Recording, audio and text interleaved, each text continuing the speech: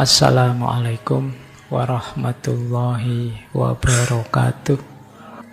Bismillah, mari kita lanjut lagi ya ngaji kita.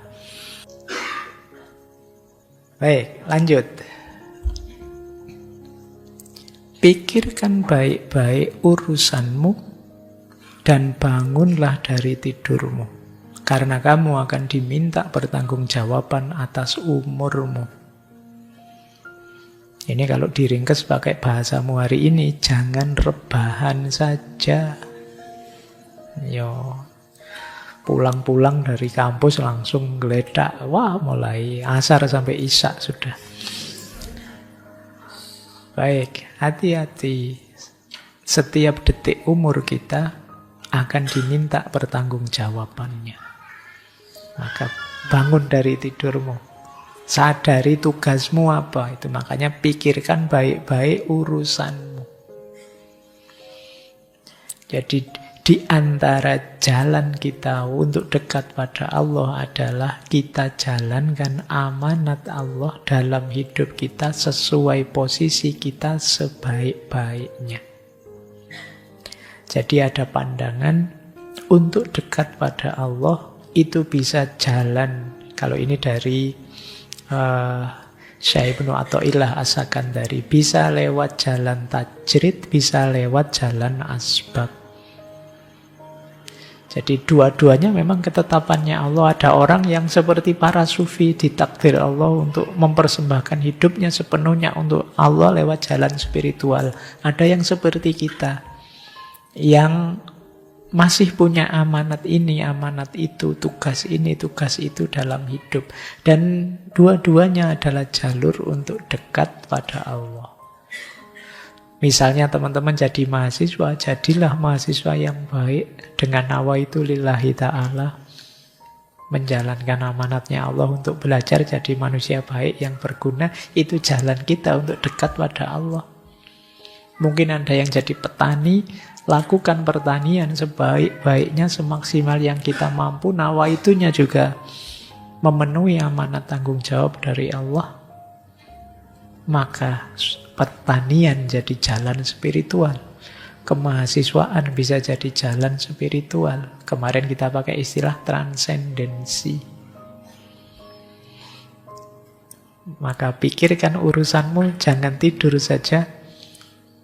Perhatikan waktumu untuk memenuhi tanggung jawabmu. Itulah di antara jalanmu untuk lebih dekat pada Allah.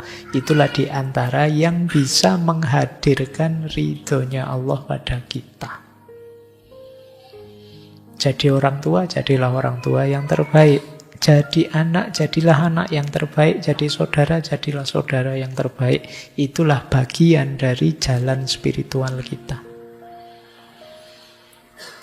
Ini makna dari nasihatnya Syekh Haris Al-Muhasibi ini. Jadi perjalanan menuju Allah ya jangan dibayangkan hanya di masjid, kemudian wiritan, kemudian tidak hanya itu. Bahkan ada zaman Nabi sahabat yang ditegur.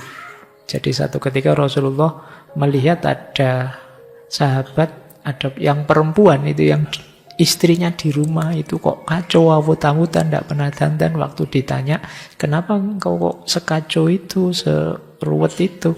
Kata dia, ngapain Rasulullah, saya bersih-bersih diri, dandan-dandan. Wong suami saya di masjid, terus wiritan, terus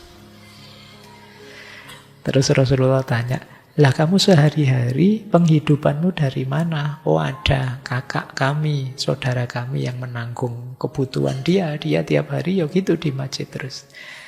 Terus komentarnya Rasulullah apa? Kakakmu lebih baik daripada saudaramu. Jadi padahal yang kakaknya mungkin tidak serius itu ibadahnya, tidak setekun itu. Tapi oleh Rasulullah lebih baik. Kenapa? Memenuhi tanggung jawab sesuai amanat hidupnya. Nah, sementara sahabat yang di masjid terus tadi lupa dia punya istri, punya keluarga yang harus dihidupi. Baik, kita lanjutkan. Ya, jadikan sifat santun sebagai rekan, sifat waspada sebagai kawan, keselamatan sebagai gua persembunyian, waktu luang sebagai harta rampasan perang, dunia sebagai kendaraan, dan akhirat sebagai kediaman. Yang pertama, jadikan sikap santun sebagai rekan. Maksudnya, ayo kita jadi orang yang murah hati, kita jadi orang yang santun, menghargai orang lain, memuliakan orang lain. Maka kehidupan kita akan lebih nyaman. Ini pesan pertama. Hidup secara etis. Kuncinya kebahagiaan di dunia. Yang kedua, sikap waspada sebagai kawan. Sikap waspada sebagai kawan itu maksudnya ayo hati-hati. Jangan sembrono. Segala sesuatu diperhitungkan biar kita tidak terjebak, tertipu, terpeleset. Jadi yang pertama, sifat santun berarti kebaikan pada orang lain. Yang kedua, sikap waspada berarti kita peduli dengan diri kita juga. Jangan konyol. Itu mungkin kalau disambung, santun sih santun. Baik pada orang sih baik pada orang lain. Tapi juga perhatikan diri kita. Jangan berlebihan. Kalau bahasa filsafatnya, jangan altruis juga jangan egois. Jangan terlalu mikir orang lain, tapi juga jangan terlalu mendahulukan kepentingannya sendiri. Kemudian keselamatan sebagai gua persembunyian. Ini semacam kelanjutannya. Intinya apa? Nyari selamat saja. Ayo mencari yang nyaman, yang selamat. Menggunakan uang, memakai harta, dan lain sebagainya. Rumusnya yang penting selamat. Jadi persembunyian kita. Kemudian waktu luang sebagai harta rampasan perang. Waktu luang sebagai harta rampasan perang itu jangan sia-siakan waktu. Rampasan perang itu kan kita dapat dari zaman suku-suku. Itu yang kehidupannya dari ghanimah namanya rampasan perang. Ya. Suku itu dapat penghasilan dengan cara menaklukkan suku yang lain. Dari situ dapat rampasan perang. Terus rampasan perang ini dibagi-bagi. Sampai habis. Biasanya kalau memang dari situ saja penghasilannya, kalau sudah habis rampasan perangnya, ya nyari suku yang lain untuk diserang. Maka waktu perlakukanlah sebagai rampasan perang. Berarti manfaatkan sebaik-baiknya. Karena kalau habis kita harus nyerang suku yang lain, dan itu tidak mesti menang. Berarti apa? Yang ada ini dulu kita manfaatkan. Tidak ada jaminan besok kita masih punya sisa waktu. Seperti tidak ada jaminan besok kita bisa dapat rampasan perang lagi. Nah ini, kalian sudah paham lah manfaatnya waktu, tinggal menjalankannya saja. Mungkin sering khilaf. Khilaf kok terus-terusan tiap hari. Terlanjur enak Pak, terlanjur asik Pak. Baik, terus dunia sebagai kendaraan. Ini makanya beliau bukan tasawuf yang meninggalkan dunia, bukan tasawuf yang kemudian sampai puncak bersatu dengan Allah dan lain sebagainya. Beliau tidak sampai ke sana. Tapi tasawuf yang membersihkan hati. Dunia tetap kita urusi sampai sukses, sampai berhasil, tapi tidak sebagai tujuan.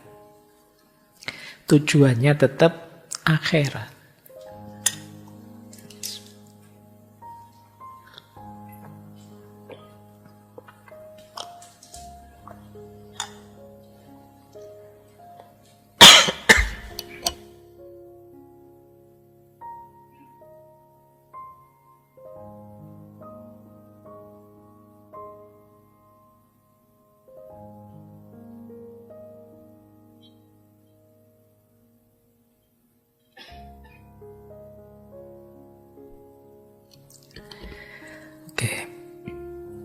Kita lanjutkan.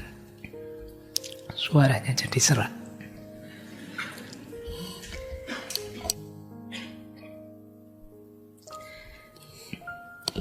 Baik. Yang terakhir, akhirat sebagai kediaman. Kediaman itu rumah. Jadi akhirat adalah tempat kita kembali. Suaranya terdengar enggak di luar?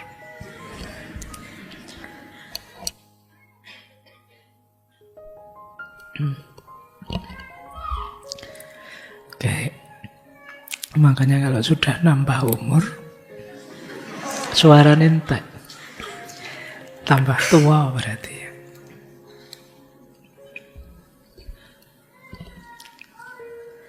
Oke, kita lanjutkan.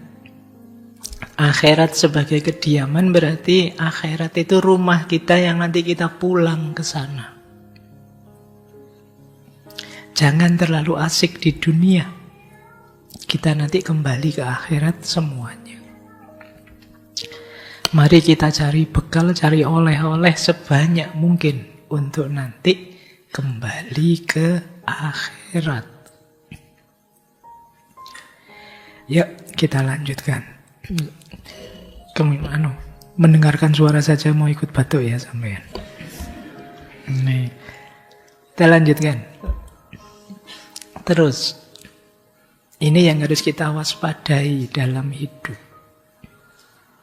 Waspadai yang pertama, lingkungan yang melalaikan. Yang kedua, tipu daya musuh. Yang ketiga, nyanyian hawa nafsu. Yang keempat, buasnya syahwat. Dan yang kelima, angan-angan jiwa. Ini yang sering mendistraksi kita dari akhirat tadi. Yang pertama, lingkungan yang melalaikan. Ekosistem yang membuat kita lalai, lupa pada Allah. Pak, kos saya itu asik sekarang, Pak. Pagi, siang, malam, kamar sebelah itu karaokean terus. Saya wisok gabung sewaktu-waktu, jadi kadang sampai lupa sholat, kadang sampai. Ini berarti lingkungan yang melalaikan. Cari lingkungan yang mendukung. Karena kalau ada lingkunganmu, kalau terpaksa di lingkungan yang melalaikan, waspada terus. Jangan sampai kalian ikut lalai. Seperti dulu kata Ronggo Warsito, di zaman Edan ketika semua orang Edan, satu-satunya yang waras akan dianggap Edan. Biasanya kalian tidak betah dianggap edan, terus kalian ikut gaya seperti yang lain. Sehingga kalian dianggap waras, padahal saat itu kalian berubah jadi edan. Hati-hati dengan circle, pertemanan. Kalau lingkunganmu toksik, ini kan bahasa kalian, bahasa psikologinya, circlemu toksik. Bahasa tasawufnya lingkungan kelalaian. Jadi ekosistem yang membuatmu lalai. Berarti toksik itu kan meracunimu. Racun yang paling dahsyat adalah racun yang membuatmu lalai dari Allah. Jadi kalau kalian diminta mendefinisikan toxic circle secara sufistik, itu adalah lingkungan yang membuatmu lalai. Circle yang membuatmu lalai dari Allah. Yang kedua, tipu daya. Orang yang membujukmu, mengajakmu menjauh dari Allah, melupakan Allah. Orang seperti ini tidak mungkin disebut teman. Dia pasti musuh. Meskipun sehari-hari kalian berteman dengan dia. Kalau punya teman kok ngajaknya negatif terus, bujuknya ke arah yang negatif terus, menjauh dari Allah terus, berarti dia bukan teman. Sebenarnya dia musuhmu. Pak, berarti harus putus sahabat ini, Pak. Ya, waspada saja. Jadi kalian adalah pribadi yang mandiri. Tetap berteman oke, tapi kalau yang urusan tipu dayanya saya tidak akan ikut. Kalau bisa begini kalian kuat. Kalau tidak bisa, minggir saja. Dan memang solusinya itu. Kemudian, kalau dua yang pertama dari luar, ini yang lebih berat dari dalam. Godaan nafsu. Perut ke bawah. Ini kita harus hati-hati. Ya kalian ngalamilah itulah. Godaan nafsu itu. Meskipun belum nikah, kadang-kadang ya pelampiasannya di HP-mu semua ada. Hati-hati. Godaannya nafsu itu kadang samar sekali. Kamu bisa berdalih macam-macam untuk membenarkan yang kamu lakukan, tapi hatimu tidak bisa. Kamu bohongi bahwa itu sesuatu yang dosa, yang tidak boleh. Kemudian, buasnya syahwat. Syahwat ini nafsu kebinatangan, sabu'iyah. Ingin sukses, ingin menang atas yang lain, ingin unggul atas yang lain. Itu kadang-kadang membuat kita lupa diri. Terserah harus melakukan apa, yang penting aku menang, dia kalah. Itu buasnya syahwat. Terserahlah apa yang harus kita jalani, yang penting kaya. Buasnya syahwat. Kemudian angan-angan jiwa. Angan-angan jiwa itu khayalan-khayalan. Seandainya-seandainya yang tidak ada gunanya. Kita akan sering kan berkhayal. Berkhayal yang tidak produktif. Mikir yang aneh-aneh. Ya macam-macam. Kayak kalian ngelamun. Seandainya ya saya punya kekuatan kayak Superman itu misalnya, saya bisa terbang. Terus seandainya saya punya teropong yang bisa lihat tembus tembok gitu, wah tak tontoni semua itu teman-teman. Itu kan mikir yang aneh-aneh, tidak ada gunanya, buang-buang waktu, ngapain sih mikir yang gitu-gitu. Angan-angan jiwa. Wah, orang-orang kok uangnya banyak ya, bolak-balik bisa umroh, seandainya saya tinggal memejamkan mata sampai Mekah, itu senang sekali. Kita mikir angan-angan yang tidak penting. Ayolah, yang produktif. Boleh berimajinasi tapi yang produktif. Gimana caranya HP ini bisa di depan saya tanpa harus saya pegang. Nah, terus kamu mikir, oh nanti mungkin ada alatnya, ada apanya kan, alat banyak macam-macam itu. Itu kan imajinasi yang produktif. Tidak sekedar berkhayal yang tidak ada gunanya. Hati-hati dengan angan-angan jiwa. Apalagi keinginan-keinginan yang negatif. Baik, kita lanjutkan. Ketahuilah bahwa kebenaran akan didukung oleh penerimaan jiwa terhadapnya. Perhatikan sabda Rasulullah, istafti kolbak, mintalah fatwa kepada hatimu.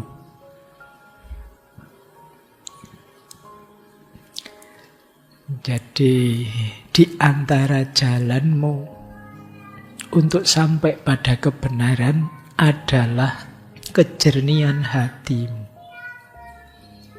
Kalau hatimu sudah jernih, dialah ya yang bisa memfatwakan kebenaran. Maka tanyakan hatimu. Kadang-kadang engkau bingung, saya harus ini benar atau salah sih, hatimu lebih tahu.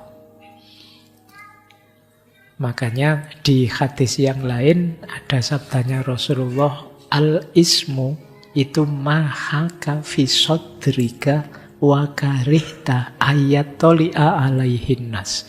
Dosa itu apa yang membuat, yang tidak engkau sukai, haka fi sodrika itu yang membuat hatimu bergetar, hatimu bingung, wakarihta, dan engkau tidak suka kalau orang lain tahu. Jadi ciri, misalnya kalian tidak banyak, Pak, saya itu tidak banyak baca kitab kuning, jarang ngaji, Pak. Gimana saya bisa tahu ini dosa apa tidak? Biasanya kalau itu berdosa, kamu ragu-ragu, bingung, hatimu seakan-akan tidak menerima, dan kamu tidak suka orang lain tahu. Jadi apa yang kamu sembunyikan, orang lain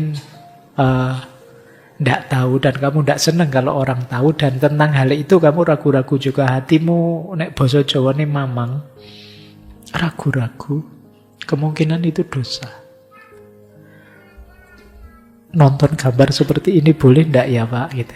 Saya coba kalau orang tuamu tahu kamu nonton gambar kayak gini, nyaman ndak? Ya ndak nyaman, Pak. Oh ya sudah. Kamu lagi asik nonton TV, tiba-tiba ada adegan begitu. Terus pas ada orang tuamu, pas nonton bareng itu, biasanya kan terus jadi salah tingkah semua kan. Jadi sama ndak enaknya itu, kenapa hatimu ndak enak? Mungkin orang tuamu juga ndak enak, tiba-tiba muncul adegan kayak gitu, terus jadi diam semua. Ya, jadi dosa itu begitu. Kamu ndak senang, ndak nyaman kalau ada orang lain tahu bahwa kamu melakukan itu dosa. Biasanya. Maka cara paling ampuh mendeteksi ini beres atau tidak, benar atau tidak, di hadis ini istafti qalbaka, coba minta fatwa hatimu. Tapi syaratnya hatimu harus bersih dulu, jernih dulu. Kalau hatimu sudah gelap, yo melakukan yang jelek-jelek, alah Pak saya asik-asik aja Pak gini, nah ya wis. Ya memang yang bermasalah hatinya. Jadi yo ndak sembarangan istafti qalbaka. Karena hati itu, kalau dalam tasawuf kan ada 3 kategori, ada namanya kolbun salim, ada kolbun marid, fi qulubihim maradun fazadahumullahu marada, ada yang ketiga, ada kolbun mayyit, hati yang sudah mati. Hati yang sudah mati, ya dia tidak kaget melakukan dosa, malah seneng. Menyakiti orang lain bangga, itu hatimu jangan-jangan sudah mati. Alhamdulillah Pak, saya bikin hoax, sukses Pak. Semua orang bisa saya bohongi. Loh, kamu dosa kok bangga, itu gimana? Jangan-jangan hatimu sudah mati. Dan tentu saja hati yang mati lebih berat lagi cara menghidupkannya. Kalau hati yang sakit, kolbun marid, hati yang kelelahan, itu mungkin lebih ringan. Tapi begitu kolbun mayit, hatimu sudah mati, ya membangkitkannya lagi jauh lebih panjang dan berat. Oke, saya tambahin lagi. Ini sebenarnya belum ada separuhnya. Cuma ya enggak apa-apa, ya memang saya bilang ini trailer saja kok. Silahkan dilanjutkan sendiri nanti ngajinya, atau kapan-kapan kalau ada waktu kita kaji. Tentu saja di sesi yang berbeda. Ikatlah anggota tubuhmu dengan tali kendali ilmu. Gembalakanlah ambisimu dengan mengetahui betapa dekatnya Allah denganmu.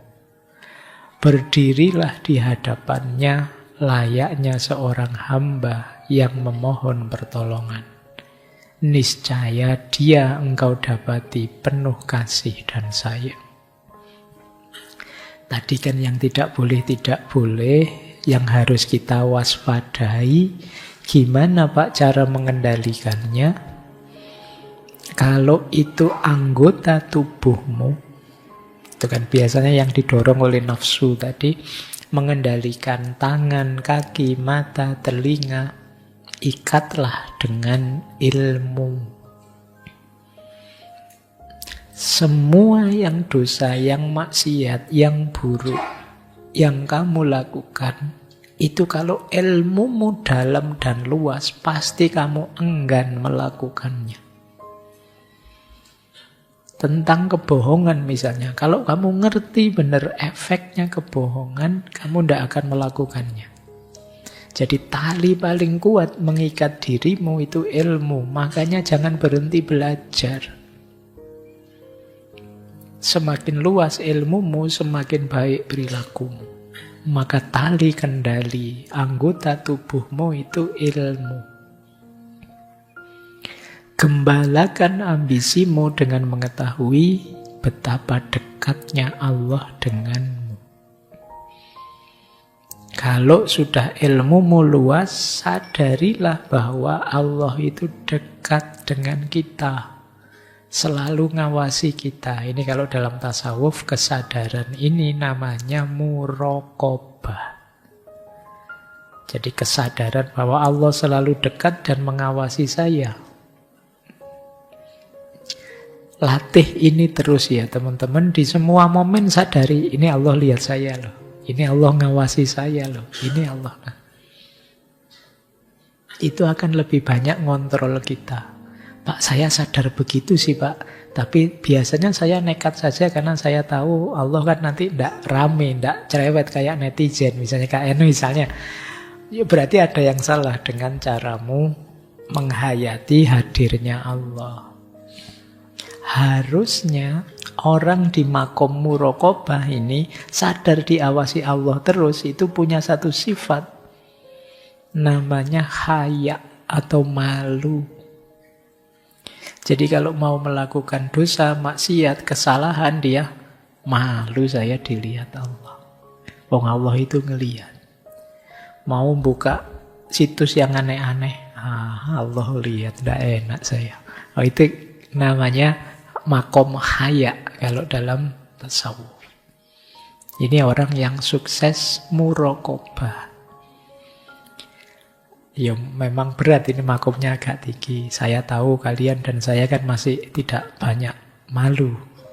Tidak tahu malulah kita di banyak hal. Sudah jelas-jelas salah, jelas-jelas dosa, tapi ditabrak saja. Tidak ada malunya. Ini memang ada prosesnya. Di antara prosesnya apa? Berdirilah di hadapannya seperti seorang hamba yang memohon perlindungan. Berdoalah pada Allah, ya Allah, luaskanlah ilmuku. Sadarkanlah aku bahwa Engkau selalu hadir, mengawasiku. Nah, kalau kita memohon padanya seperti seorang hamba, mohon pada Tuannya, maka engkau akan mendapati Dia penuh kasih sayang. Pasti Allah mendengarmu, pasti Allah menjawabmu. Oke, wah waktunya. Tambah lagi lah. Jagalah hati dari buruk sangka dengan cara mengartikan baik segala hal. Buanglah kedengkian dengan cara memendekkan angan-angan. Dan tepislah kesombongan dengan cara merasakan kekuasaannya Allah. Jadi yang pertama, ayo menjaga hati dari buruk sangka. Ini yang berat. Kita itu sering pikiran negatif terus. Melihat apa-apa. Bahkan ada yang sampai buruk sangka pada Allah. Sehingga hidupnya isinya sambat terus. Menganggap hidup ini, wah Allah ini gimana sih ya. Ini kamu sering bilang begitu. Kok banyak bencana ini gimana katanya. Allah itu maha penyayang. Kenapa banyak bencana? Itu pertanyaan-pertanyaan gugatan. Ini suudzon pada Allah. Seolah-olah Allah itu tidak sayang lagi sehingga kamu disiksa. Tidak penyayang lagi. Seolah-olah Allah itu marah padamu. Seolah-olah Allah itu. Ini namanya suudzon pada Allah. Pada orang lain juga begitu. Caranya biar tidak suudzon gimana? Ganti perspektif. Dari negatif jadikan positif. Jadi kalau ada orang misalnya ini mesti nanti ujung-ujungnya menyusahkan, ya ganti perspektifmu. Jadi kalau ada kesusahan dimaknai, wah ini mau menguji saya, melatih saya untuk jadi lebih baik. Nah, ini kan ganti perspektif. Jadi kalau ada indikasi negatif apapun, kamu lihat sisi positifnya. Tadi misalnya saya ada batuknya, tiba-tiba saya batuk. Itu kan kamu bisa maknai negatif. Wah, Pak Faiz ini penyakitan sekarang. Padahal bisa kamu maknai positif. Wah, alhamdulillah ada jeda sedikit biar saya mikir sejak tadi materi, terus tidak ada jedanya. Ini kan ada positifnya. Kamu ambil yang positifnya, kamu lebih santai. Kadang-kadang kita selalu ngambil sudut negatifnya. Duduk di depan, ya positifnya enak, kamu lihat saya, kamu bisa lebih fokus. Duduk di belakang, kamu lebih santai, lebih enggak. Jadi masing-masing ada positifnya. Ayo dilihat positifnya. Ini mengurangi suudzon. Yang kedua, buanglah kedengkian dengan cara memendekkan angan-angan. Di antara penyakit yang paling merusak dalam diri kita itu dengki. Dengki itu ingin melihat orang lain hancur. Entah dengan cara apa. Ingin sekali melihat orang lain jatuh. Itu dengki namanya. Orang dengki itu penyakit yang kalau dalam Al-Quran bahkan kita diminta berdoa secara khusus dari orang dengki. Wa min syarri hasidin idza hasad. Kenapa? Orang dengki itu kadang rela kehilangan apa saja asal yang dia benci hancur, yang dia dengki kalah, yang dia dengki rusak. Ini namanya dengki. Dengki itu satu-satunya penyakit yang kembar dengan penyakitnya setan. Setan itu iblis itu waktu diturunkan ke bumi, karena kesalahan yang dia lakukan adalah dia tidak terima kalau Adam itu dimuliakan sedemikian rupa. Maka dia bersumpah sampai besok-besok, aku akan menyesatkan anak Adam. Jadi dia rela keluar modal banyak, keluar tenaga, keluar biaya, yang penting anak Adam tersesat. Itu iblis.